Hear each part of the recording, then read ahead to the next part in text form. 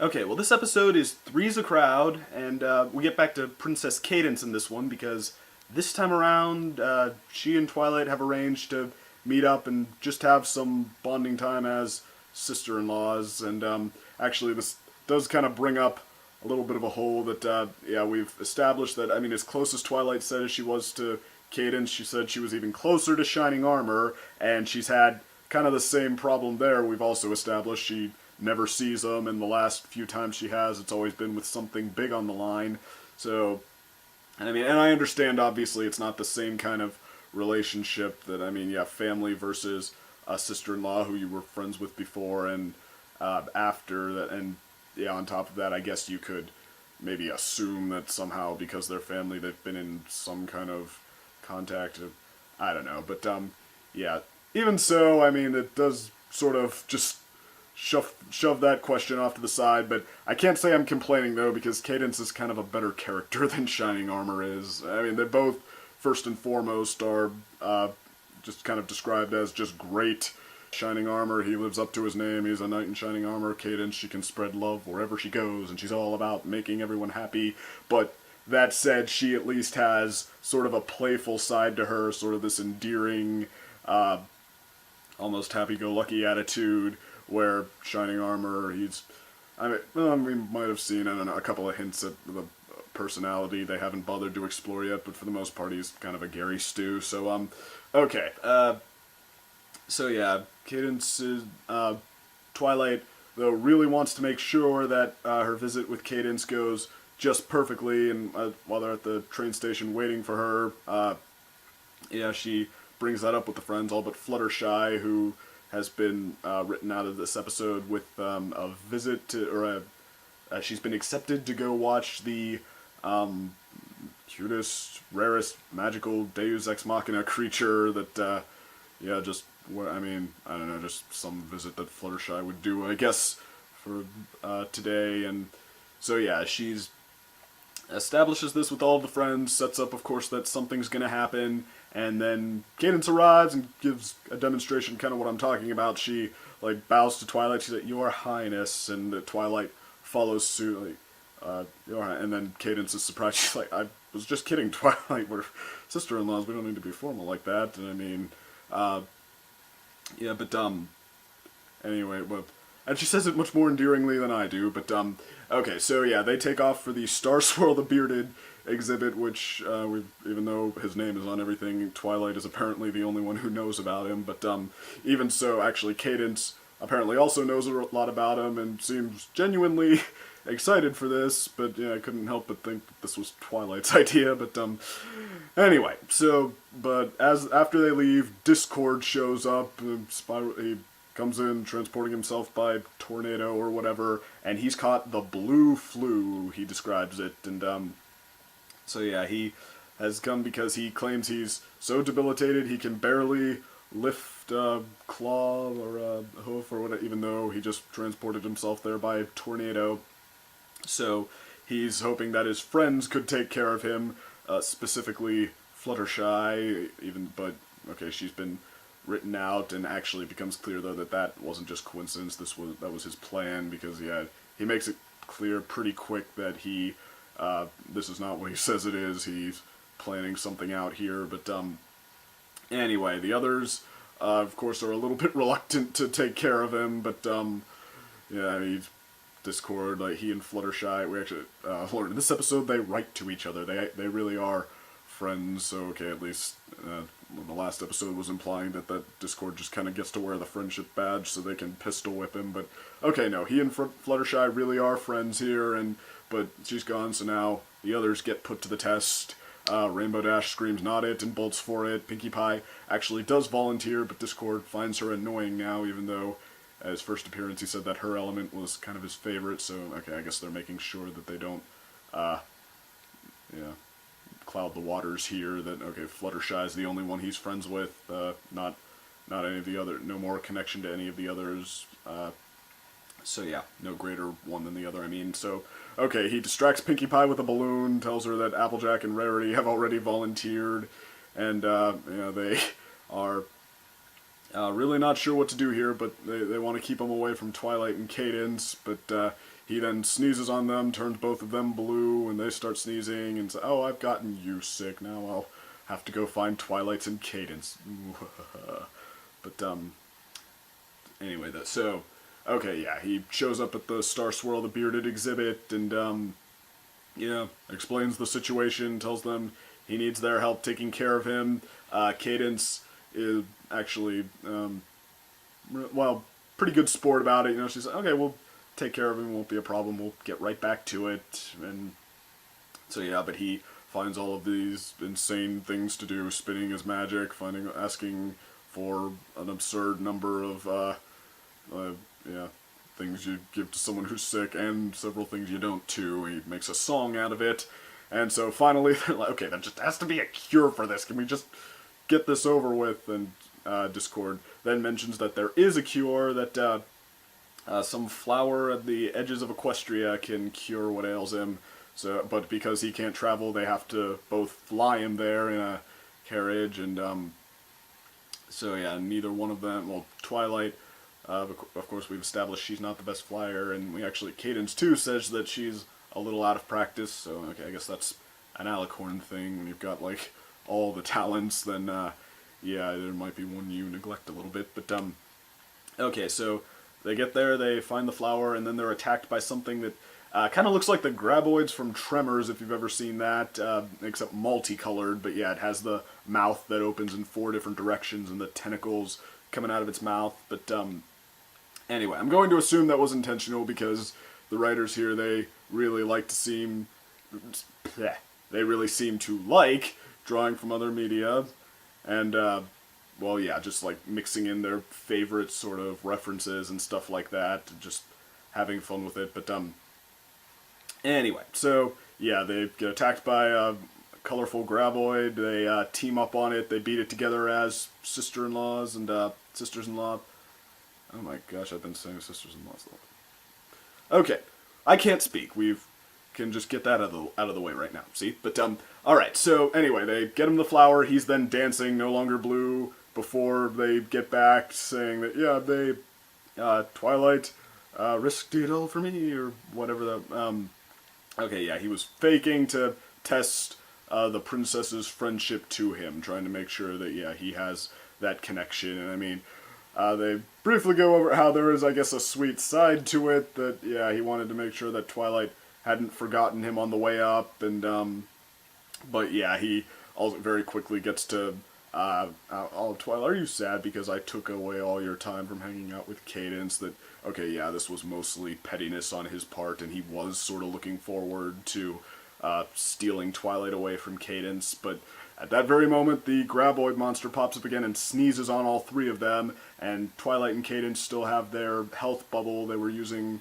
to make sure they didn't catch Discord's illness, but Discord does not, so he really does get sick. So then, yeah, cut back to Twilight writing in the journal, on how, yeah, she learned that, okay, even when things don't go exactly as planned,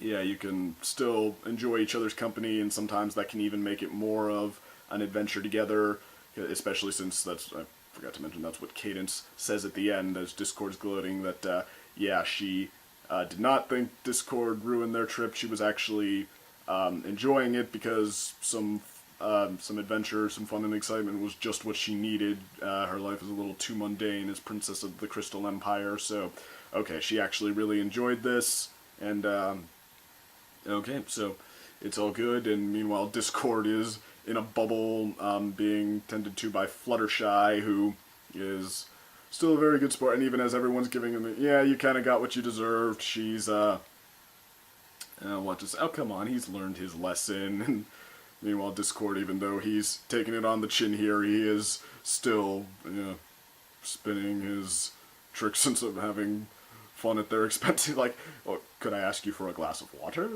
Which was what he formed that song about, giving him everything at once around, so, okay, but, so yeah, when Discord's involved, they're gonna go above and beyond, and yet combine that with something else that needed to happen, Twilight with, bonding with Princess Cadence, because so far she has, even though she does have kind of a character, like I said, she's always been used, basically, as a piece on the chessboard, just like some conflict is happening and she's one of the pieces in play. It's never just like her bonding with the main characters at all, never exploring her relationship with them. So that needed to happen. It probably needed to happen with Shining Armor even more, like I said, because they haven't actually bothered to give him much personality yet. But regardless, I guess Cadence, that's is probably well, yeah, especially since she was introduced through him, it's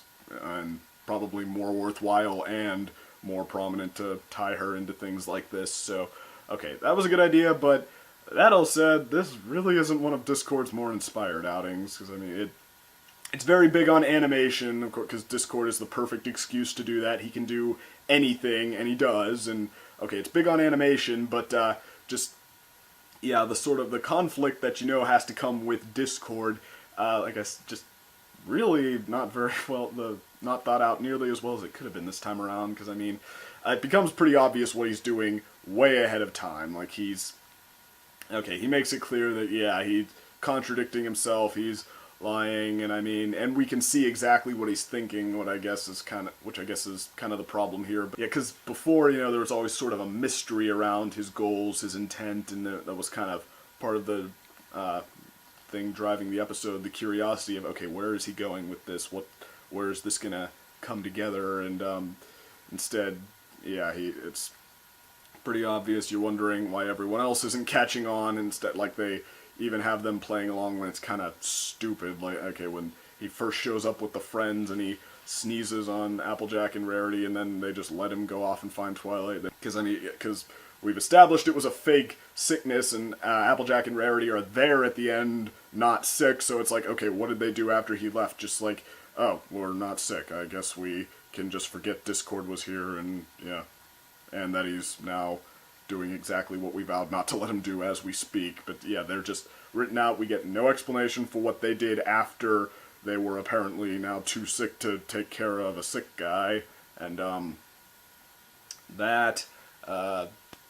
when he's singing this glass of water song, I mean, yeah, well, this actually ties into both problems, because yeah, like Twilight and Cadence are playing a lot, like they're acting like they're actually going to get them all this stuff. They're writing it down, just like they're not saying like, okay, Discord, it's obvious you're just milking this now. But no, and that, like I said, ties into the other problem here, that okay, even though we can see what he's doing, that yeah, it's not like he even really spins that great a conflict out of it. It's not like he just has this wild through the looking glass misadventure plan for them. Like he's I mean, it's not like before where he's, yeah, turning Fluttershy's cottage in circles and or turning Ponyville into the chaos capital of the world, and the others are clinging to their wits as best they can. Just, again, being very obvious, and then he, what does he do? Well, basically the full extent of Discord craziness this time around is that glass of water song. And yeah, again, that's pretty one note. It becomes pretty obvious pretty early on. It's just like, I want this, and I want this, and I want this, and I want that, and their reaction is the same the whole time, unless they're concerned with something. He switches both Twilight and Cadence's hair at one point, saying he wants a wig. But otherwise, they're just like going on and on with it, like we don't get the joke. Like, yeah, he's asking for too much. We get it. But so. Okay, there's that, and I mean, like I said, it's big on animation. We get they do at least give themselves the excuse to draw a lot in the Glass of Water song, and at the end where they fight the Graboid monster, I mean, that's a lot of colorful set pieces and stuff, but the choreography, like I said, the animation is one thing, the creativity and the adventure they're spinning is another, because Twilight and Cadence versus this Graboid monster, it's okay. Like, they're flying around it and shooting it with the same laser beam, magic beam, whatever, the whole time. Yeah, it grabs Cadence, Twilight says, "Let go of my sister-in-law," and blasts it, and it lets her go. And then he grabs Twilight, Cadence says the same thing, she blasts it, it lets her go. It's not like it's inventive choreography or just like pushing maybe what a close call it was, or how they think of a new last-minute creative solution to get out of it, just like dodge the monster, shoot it with a horn beam, and then at the end Cadence piles some rocks over the hole to keep it sealed in. But okay, so there are a lot of things I like about it, though. I mean, I won't say that it was for nothing, because okay, I do like the animation, like I said. Pinkie Pie has some good lines this time around, and a couple of, I mean, she's in one of her, basically her Ditzius mode this time around, so I can see that getting, I'm still okay with it for the time being, but anyway, though, what I'll just, yeah, again, you have to wonder why the others weren't catching on, but no, I said I'd talk about the good things, and yeah, Cadence, of course, is a pretty good thing this time around, how she takes everything in stride, what a sweetheart she is, how happy-go-lucky she is about this. I think it really comes through, and that's pretty nice. The bonding time with Twilight and Cadence, I do like that that's happening, and I mean, I do like the adventure we do get from it. You know, the Discord does have a couple of worthwhile moments in his glass of water song, just the animation he pulls from it, and then this adventure too. It's kind of nice to see them stand up for each other and just have this big sort of battle, because, okay, that's My Little Pony. I respect it for not sort of spamming the idea, monster comes in, big battle, but, you know, that makes it so that, okay, you do appreciate what we do get when it's an adventure instead, like an action adventure, instead of a day in the life sort of episode, because the latter really outnumbers the former here, so, okay, it was a nice change of pace there. Anyway, yeah, I don't know, it's kind of disappointing when, yeah, you have all of this in motion, and this is all it amounts to, so, yeah, I'm gonna say great idea, so-so execution. I mean, I guess that still amounts to a decent episode. Like, I did not have a bad time with this one, you know, I didn't think it was all it could have been, but, okay, I mean, that's, I mean, I don't know, I guess that happens, and, you know, this is not even close to the worst one of the season, I don't think. I mean, yeah, I was warned about, the last episode and this one, and maybe lower points, and I did not think they were the lowest points of the season, so, okay, so I think we were on an upward arc as of the last one, and I don't think that dies with this one, so, okay, all well and good, and, oh, and actually I should probably mention one thing I wanted to explain really quick in the video before that, the Pinkie Apple Pie review, the gag at the very end of that, everybody, I appreciate how many people seem to like that. I don't think anybody actually got what that was a reference to, which is understandable. It's a movie from, what, the 70s? But yeah, Blazing Saddles, if you see the scene with the Dom DeLuise cameo where he dances to The French Mistake. Look up The French Mistake on YouTube, it's on there, and it is worth your time. It's much funnier than my gag, but, alright, so, got that out of the way. That's pretty much all I have to say. Probably one of the shorter reviews I've had in a while. They've all been really long lately, but, alright, and that won't go away with the next one, though, because it's, Pinkie's Pride, and I've had, a heads up about the very special guest appearance we get in that one, so, okay, yeah, I think that warrants a little something special, so, I'll see you in a little while with the review of that. Take care, see you there.